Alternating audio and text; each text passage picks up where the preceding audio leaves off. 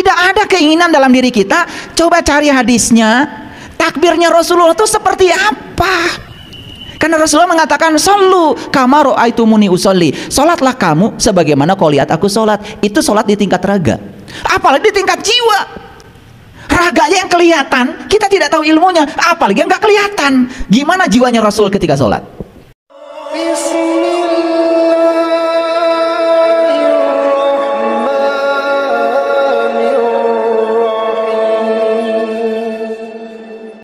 Nah, petunjuk jalan namanya kitab suci. Nah, kitab suci tidak bisa dibaca oleh orang sembarangan. Oleh karena itu, kita harus punya penuntun jalan. Jadi kalau petunjuk jalannya sudah ada, kitab suci, penuntun jalannya juga sudah ada, orang yang ahli membaca petunjuk di kitab suci, tidak akan salah ketika kita melakukan perjalanan. Dan otomatis jalannya harus terpelihara dengan baik. Itulah agama. Jadi agama itu jalan sebetulnya. Agama itu bukan tujuan. Agama itu jalan untuk mencapai tujuan. Makanya di agama ada kitab suci. Kitab suci dibawa oleh para rasul. Nah, para rasul itu disebut penuntun jalan. Kitab suci disebut petunjuk jalan. Sayang, kitab suci sebagai petunjuk jalan itu selama ini hanya dibaca berulang-ulang tanpa diambil petunjuknya apa. Padahal sudah jelas pesan kitab suci kita, terutama Al-Quran, Quran surat. Tidak ada kitab suci yang nama-namanya itu pakai surat. Quran surat, yang namanya surat itu pasti di dalamnya ada pesan. Pesan dari siapa? Pesan dari Dia Sang Pencipta untuk kita yang diciptakan, supaya kita bisa menangkap surat yang dikirim beliau itu, supaya hidup kita tidak menderita, tidak sengsara, agar hidup kita menakjubkan. Jadi kalau penderitaan hidup itu bukan takdir, itu akibat dari kesalahan kita memilih jalan hidup. Nah, oleh karena itu, maka hari ini kita akan berbicara sesuatu yang besar dan luar biasa, yaitu jika hidup hanya untuk diterima orang lain, maka kita akan mati saat kita ditolak. Kan sebetulnya yang terjadi dalam kehidupan kita selama ini, mohon maaf, kita lebih banyak hidup kita itu demi untuk menyenangkan orang lain, sampai kita mengorbankan kemerdekaan kita sendiri agar dipandang baik oleh orang lain. Bukankah itu berpura-pura? Bukankah itu yang disebut dengan kemunafikan hidup? Lalu sepanjang kita hidup seperti itu, maka sepanjang itu pula kita tidak akan pernah menemukan diri kita sendiri.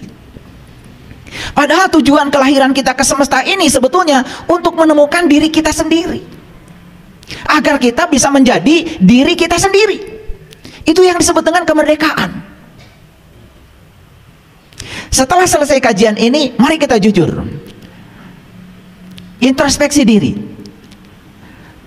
Sekian lama hidup kita di dunia, ternyata hidup kita hanya berpura-pura baik agar dipandang baik oleh orang lain, dan kita mengorbankan diri kita sendiri.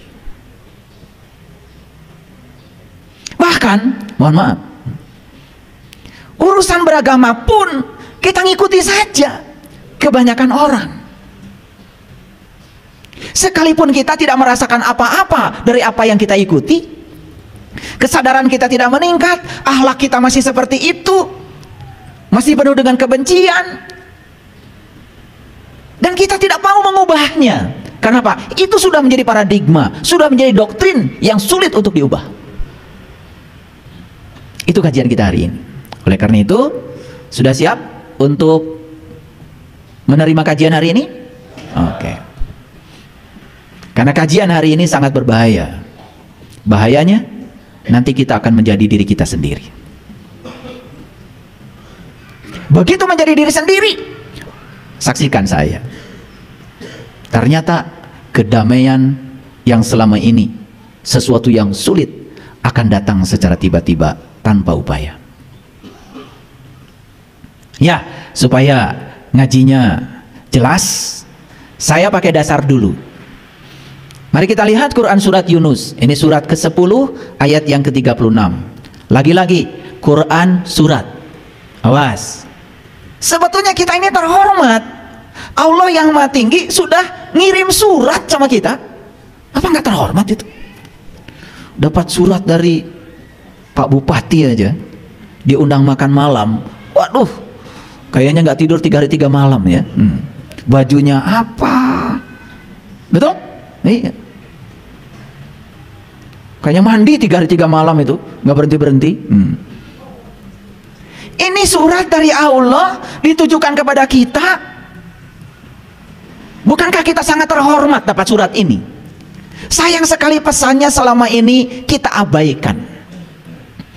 Sama seperti seorang ibu, anaknya tinggal di Rusia, kirim surat pakai bahasa Rusia, kemudian dia baca itu surat berulang-ulang dan dia tidak mengerti bahasa Rusia. Betul? Dia cuma bahagia karena dapat surat dari anaknya.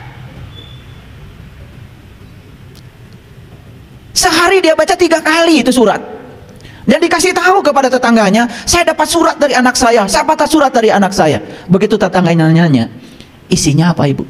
Teuing. Bahasa apa ibu? Bahasa Rusia. Kebetulan anaknya tinggal di sana. Karena nggak ngerti, tenang aja. Sama seperti kita, baca kitab suci tiap hari, tenang, karena tidak mengerti. Tenang, adem. Betul nggak? Lah iya, beda dengan saya. Baca kitab suci itu, waduh, saya gerah selalu, berdetak jantung saya itu, karena saya ngerti bahasanya maksudnya. Jadi kalian tuh memang luar biasa. Baca ayat manapun, surat manapun, tenang. Luar biasa. Jadi sama seperti ibu tadi, terima surat dari Rusia itu dari anaknya, tenang. Begitu ada tetangganya tahu bahasa Rusia, dibantu diterjemahkan, ternyata isinya itu baru saja anaknya mengalami kecelakaan dan sekarang sedang berbaring di rumah sakit, kakinya harus diamputasi. Wah, beritanya semua menyeramkan. Setelah mengerti, baru jantungnya berdebar-debar. Kadang-kadang kita suka sombong ketika ditanya, pedoman hidupmu apa? Quran dan sunnah. Wah, keren. Begitu saya menjelaskan sesuatu dari Quran yang berbeda dengan paradigmanya dia selama ini, padahal dia itu menjalankan sesuatu cuma katanya, yang benar dari Quran pun bisa jadi ditolak habis-habisan. Saya menyampaikan satu ayat di Quran, surat Hud ayat 106, dan saya bacakan berulang-ulang. Fa'amal ladina syaku fafinar lahum fiha zafirun wasahikun. Dan orang-orang yang celaka tempatnya adalah neraka, dan di dalam neraka itu dia menarik dan mengeluarkan nafas. Itu Quran. Kemudian saya jelaskan di mana kita bernafas. Bukankah nafas itu pada saat ruhku ditiupkan ke dalam tubuh, agar ruhku yang ada di sini berhubungan dengan yang meniupkannya, dikasihlah nafas. Jadi nafas itu hanya ada saat kita masih hidup. Makanya orang mati menghembuskan nafas yang terakhir, beak napasna daya deui. Jadi kapan kita bernapas? Saat kita masih diizinkan hidup di sini. Makanya napas cuma 2, masuk dan keluar. Quran mengatakan neraka adalah tempat di mana kamu masih bernafas. Itu Quran, bukan ajaran saya. Saya tunjukkan ayatnya, surah Hud ayat 106, bahkan 107-nya mengatakan bahkan langit dan bumi pun masih ada. Itu diperjelas. Karena itu berbeda dengan yang selama ini dipahaminya, sekalipun dari Quran itu ditolaknya mentah-mentah. Padahal kalau ngomong pedoman hidup apa? Quran. Oh, kayak yang bener. Makanya Quran ini sampai sekarang masih perawan. Masih perawan. Saya menunjukkan Quran surat Al-Imran ayat 49 yang menyatakan begini. Itu dialog antara Rasul dengan Bani Israel. Wa rasulan ila Bani Israel. Itu bunyi ayatnya. Dan Rasul bertemu dengan Bani Israel. Bani Israel itu, Bani itu orang, Israel itu berjalan, El itu Tuhan. Bani Israel itu orang yang berjalan menuju Tuhan. Itu dialog antara seorang utusan Allah dengan Bani Israel, dengan seorang pejalan, dengan seorang pencari. Jadi seperti guru dengan murid lah kira-kira, kontekstualnya begitu. Apa yang dikatakan Rasul kepada Bani Israel? Perkataannya begini,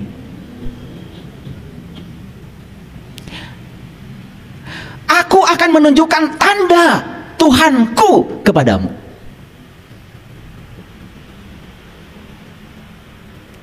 Dan aku akan menjadikan tubuhmu yang berasal dari tanah itu menjadi burung. Dan kamu akan bisa terbang dengan seizin Allah. Itu Quran. Boleh nanti dibaca Ali Imran 49. Jadi sebetulnya manusia itu punya sayap apa tidak? Menurut Quran punya kan? Punya. Burung walaupun punya sayap hanya bisa terbang dari pohon ke pohon. Sedangkan di Quran surat Ar-Rahman, manusia itu bisa menembus sempadan langit, bisa hijrah dari alam lahir menuju alam batin, bisa hijrah dari alam yang rendah menuju alam-alam yang tinggi dengan sayapnya. Jadi sayap di situ jelas melambangkan lambang kecepatan. Makanya Nabi Muhammad Isra Mi'raj pakai buruk, digambarkan sebagai burung. Ada sayapnya. Leluhur kami di tanah Sunda ini dari dulu sudah punya lagu namanya Manuk Dadali. Mesat ngapung luhur jauh di awang-awang, meber kenjang jangna bangun taya karingrang. Itu lagu spiritual itu. Kenapa bangsa Indonesia menjadikan lambang negaranya itu burung Garuda, burung lagi? Nabi Sulaiman perjalanan spiritualnya juga pakai burung hudhud. Luar biasa. Jadi kalau ingin menapaki kesadaran yang tinggi, yuk gunakan dong sayap yang Allah titipkan kepada kita untuk menuju kesadaran yang lebih tinggi. Kalau kita berbicara langit, langit itu bukan alam lahir. Langit dalam Quran itu adalah lapisan-lapisan kesadaran yang harus kita capai. Puncaknya kesadaran disebut Sidrah Al-Muntaha. Sidrah itu sadar, Al-Muntaha itu penghujung, Sidratil Muntaha. Nah, menuju ke alam yang tinggi jelas harus terbang. Dan Quran menjanjikan siapa yang bisa terbang saat ini, maka aku bebaskan dari 3 penyakit. 1, penyakit buta. 2, penyakit kulit. Kedangkalan pemahaman, kedangkalan pengetahuan. Karena itu sangat berbahaya. Karena orang yang dangkal pengetahuannya biasanya penyakitnya adalah alergi. Alergi terhadap perbedaan maksudnya. Asal orang lain beda dengan dia, walaupun orang lain benar, dianggap salah. Makanya orang yang suka menyalah-nyalahkan orang lain yang tidak siap menerima perbedaan, jelas masih punya penyakit kulit. Geget retwae. Atau melihat perbedaan itu bukan menerima dan menghargainya. Atau gatel. Kalau nggak komentar, gatel. Kalau nggak nyerang orang, gatel.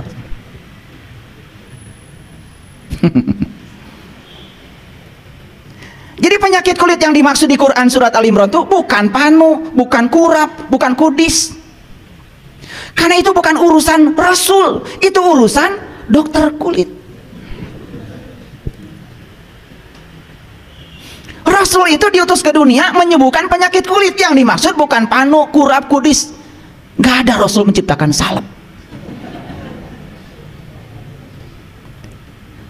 Jadi para nabi, para rasul itu didatangkan ke dunia ini untuk membawa kita tenggelam dalam pemahaman yang dalam. Karena orang yang sudah dalam pemahamannya persis seperti danau yang dalam, tenang, tidak terombang-ambing lagi oleh situasi di luar. Paham? Oke. Kalau seseorang itu masih menderita penyakit buta, penyakit kulit, puncaknya penyakit adalah kehilangan kesadaran. Maka di surah Al-Imran ayat 49 dikatakan, tugasnya para rasul itu yang nomor 3 adalah membangkitkan orang-orang yang tidak sadar. Apa yang dibangkitkan? Dibangkitkan kesadarannya. Itu yang namanya qiyam. Qiyam. Jadi kiamat itu hari kebangkitan kesadaran. Makanya leluhur kami di tanah Sunda mengatakan, sing bisa ngahudangkeun kanu sare. Ngahudangkeun kanu sare artinya membangunkan orang yang tertidur, bukan orang yang lagi tidur dihoya-hoya harus bongat, bukan. Kelihatan bangun tapi sebetulnya dia tidur. Kenapa? Karena tidak sadar. Oke, sekarang kita lihat, masuk, udah siap ya, masuk ayat ya. Oke, ini surat. Pesannya tangkap ini dari Allah. Nah, kata Quran, surat Yunus ayat 36, wa ma yattabi'u aksaruhum illa dhanna. Dan kebanyakan mereka tidak mengikuti kecuali dengan persangkaan saja. Persangkaan bahasa Qur'annya dhon. Bahasa lainnya adalah persepsi, pembenaran. Itu. Katanya dikatakan lagi. Itu yang disebut dengan zon. Wa ma yattabi'u aksaruhum illa dhon. Dan kebanyakan mereka tidak mengikuti kecuali dengan persangkaan saja. Yuk jujur pada diri kita. Nah, kalau baca surat ini, kalau saya langsung bergejolak. Kan kebanyakan itu lawannya sedikit. Betul nggak? Berarti yang mengikuti sesuatu bukan dengan persangkaan kan sedikit. Itu bahasa logikanya. Bisa nangkep? Ayat ini mengatakan kebanyakan manusia mengikuti sesuatu hanya dengan persangkaan. Kan bukan seluruhnya. Alhamdulillah. Coba kalau seluruhnya. Ini ayatnya kebanyakan. Berarti masih ada dong yang mengikuti sesuatu tidak dengan persangkaan, dengan ilmu, dengan nalar, dengan pengetahuan, dengan bukti, dengan pengalaman. Masih ada kan? Nah, kalau saya nih baca surat, langsung otak saya jalan. Saya termasuk yang mana? Kebanyakan atau yang sedikit? Kalau saya, kalau Bapak Ibu nggak tahu. Nyampe situ nggak mikirnya. Karena ini surat kan, saya tangkap pesannya. Kalau saya ingin termasuk yang sedikit, gimana caranya ya? Itu pertanyaan saya berikutnya. Lalu pertanyaan saya berikutnya, kebanyakan itu berapa persen? Kan gitu.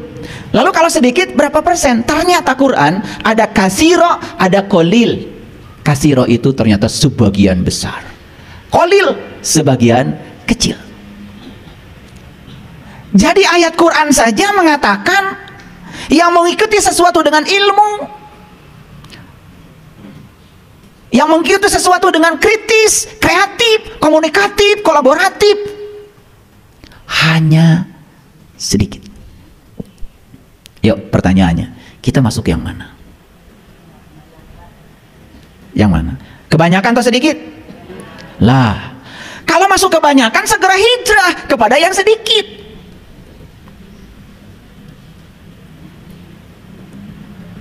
Paham? Lanjut dulu.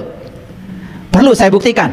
Kalau kita mengikuti sesuatu dengan zon, kan kita itu mengikuti sesuatu itu kebanyakan tidak pasti. Susuganan. Kali aja. Coba kalau saya tanya, udah sholat? Sudah. Itu takbirnya gimana? Loh kok takbirnya begitu? Ya orang lain juga begitu. Done. Done. Ngikutin kebanyakan orang. Tidak ada keinginan dalam diri kita. Coba cari hadisnya. Takbirnya Rasulullah itu seperti apa? Karena Rasulullah mengatakan, "Shallu kama ra'aitumuni usolli." Salatlah kamu sebagaimana kau lihat aku salat. Itu salat di tingkat raga. Apalagi di tingkat jiwa. Raganya yang kelihatan, kita tidak tahu ilmunya, apalagi yang nggak kelihatan. Gimana jiwanya Rasul ketika sholat? Gimana jiwanya Rasul ketika sholat? Pernah nanya begitu? Enggak. Makanya surat begitu banyak, adem. Betul nggak? Sampai 1 hari 1 juz, saking ademnya.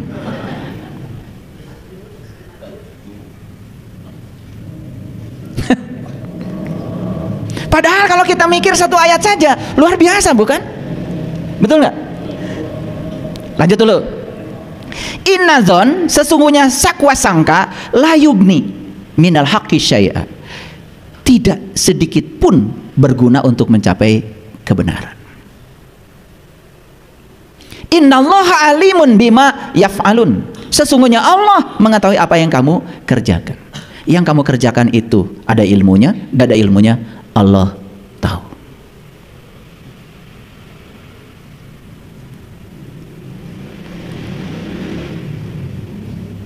Ya, oke. Dan lain-lain, dan lain-lain, dan lain-lain. Kalau dikupas semua, contohnya kan banyak. Nanti kita akan buka sedikit-sedikit ya rahasianya. Jadi ayat ini menginfokan kepada kita, ternyata kebanyakan manusia mengikuti sesuatu itu hanya dengan sakwa sangka. Apa kata orang? Orang yang mengatakan itu, apa kata orang lagi? Jadi bahasa Cianjur nama beja dibeja gendei. Jadi Pak Beja, beja. Itu sebabnya menurut ilmu psikologi, kebohongan yang diulang-ulang terus menerus, bahkan lama kelamaan saking diulang-ulang, dianggap kebenaran.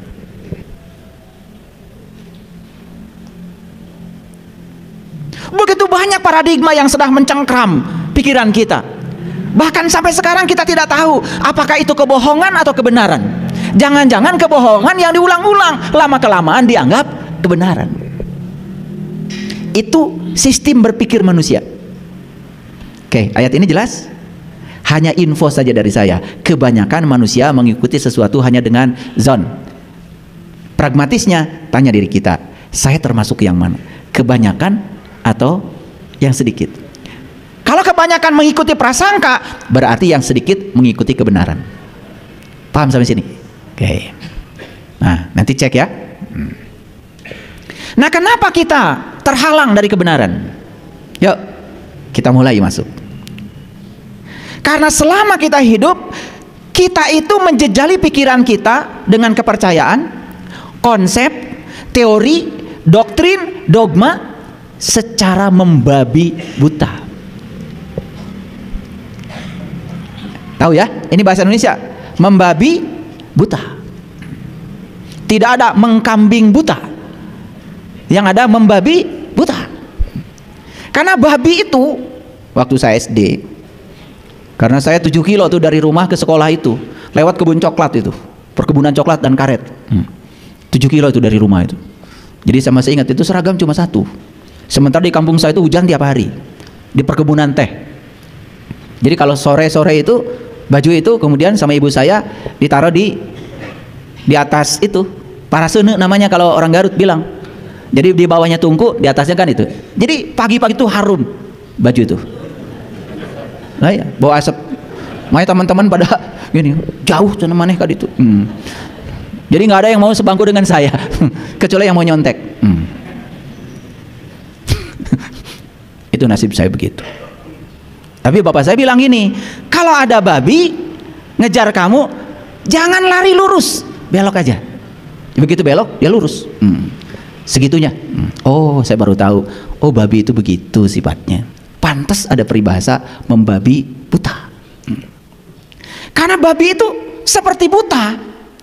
Kalau dia ngejar, dia mengejar dengan ambisinya. Nyemplung ke jurang pun itulah babi. Makanya jangan membabi buta.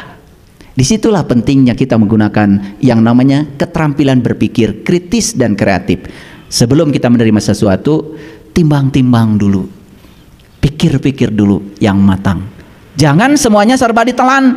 Begitu ditelan mentah-mentah tanpa matang, akibatnya membabi buta. Banyak gak kepercayaan, konsep, teori, doktrin, dogma yang telah dijejalkan ke sini? Betul? Coba aja, dogma yang sederhana aja yang tadi saya sampaikan. Begitu kita mengalami kehidupan tidak selayaknya kita hidup, banyak sekali dengan penderitaan, dogmanya yang sudah kita terima apa? Itu mah takdir. Tanya lagi, takdir dari siapa? Takdir dari Allah. Oh, berarti Allah yang bikin kita menderita, Allah yang bikin kita sengsara.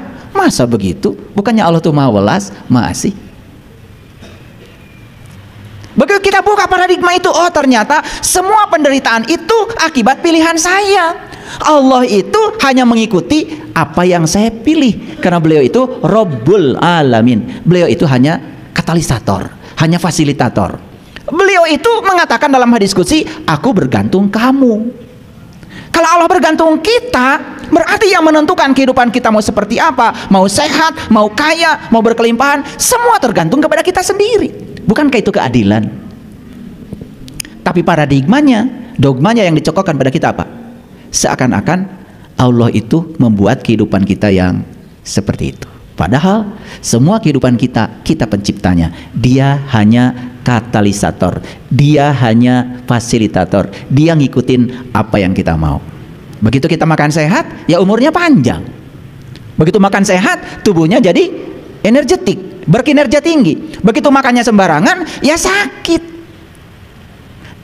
Jadi ketika kita menciptakan sebab yang bagus, akibatnya akan bagus. Menciptakan sebab yang buruk, akibatnya buruk. Allah itu hanya menciptakan alam semesta menurut hukum sebab akibat.